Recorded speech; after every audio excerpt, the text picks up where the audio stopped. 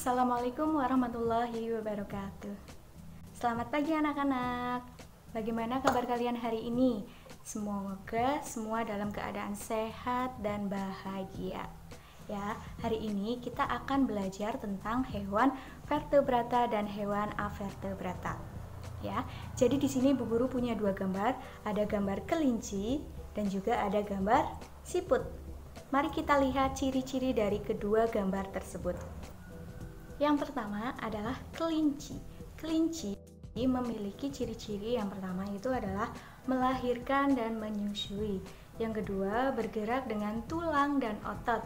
Yang ketiga, memiliki kulit yang lunak.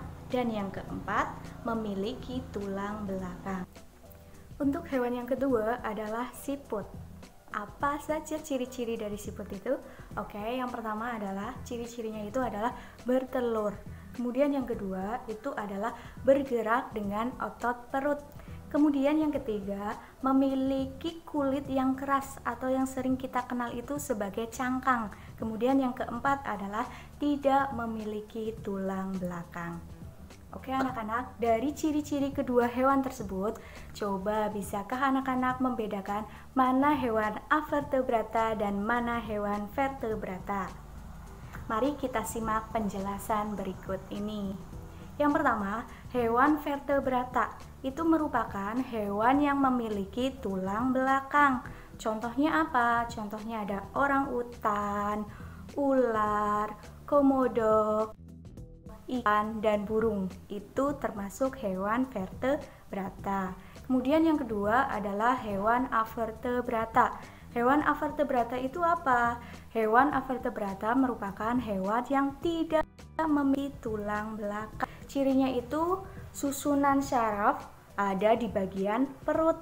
Kemudian ciri yang kedua, memiliki rangka luar. Kemudian otaknya tidak dilindungi oleh rangka. Contoh dari hewan avertebrata itu sendiri apa?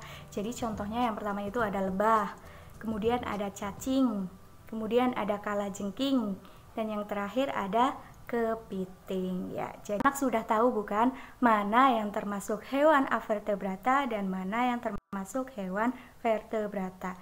Jadi tadi ada gambar kelinci dan juga gambar siput. Berarti kelinci ini merupakan hewan vertebrata dan siput termasuk hewan avertebrata. Ya, sekarang anak-anak amati di lingkungan sekitar, kemudian cari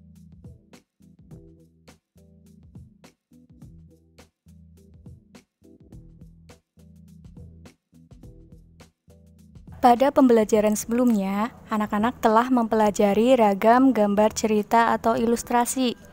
Dalam membuat gambar cerita, anak-anak harus mengetahui corak gambar cerita ataupun ilustrasi. Jadi, corak gambar cerita atau ilustrasi itu dibagi menjadi 4. Ada realis, karikatur, kartun, dan dekoratif. Oke, yang pertama kita masuk ke realis. Realis merupakan gambar yang dibuat seperti keadaan aslinya, baik bentuk, ukuran, dan tata letaknya. Berikut contoh dari gambar realis. Kemudian yang kedua adalah gambar karikatur. Karikatur merupakan gambar yang melebih-lebihkan atau mengubah dari objek aslinya. Gambar karikatur menyajikan objek dengan karakter yang lucu dan aneh. Biasanya gambar karikatur mengandung kritikan ataupun sindiran. Berikut contoh gambar karikatur. Kemudian yang ketiga adalah gambar kartun. Kartun merupakan gambar yang berfungsi untuk menghibur dan berisikan humor.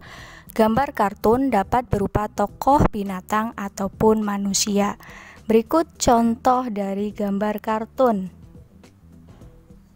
Dan yang terakhir adalah gambar dekoratif. Gambar dekoratif adalah gambar yang disajikan dengan mengubah bentuk objek aslinya namun tanpa menghilangkan ciri-ciri khasnya. Berikut contoh dari gambar dekoratif. Bagaimana pembelajaran hari ini anak-anak? Menyenangkan bukan? Ya, jadi kita sudah belajar tentang hewan vertebrata, hewan avertebrata. Kemudian kita juga sudah belajar tentang gambar ilustrasi yang meliputi gambar realis, gambar karikatur, gambar kartun, dan gambar dekorasi. Demikian pembelajaran kita hari ini, semoga bermanfaat. Jangan lupa tetap jaga kesehatan, sering-sering cuci tangan. Demikian, wassalamualaikum warahmatullahi wabarakatuh.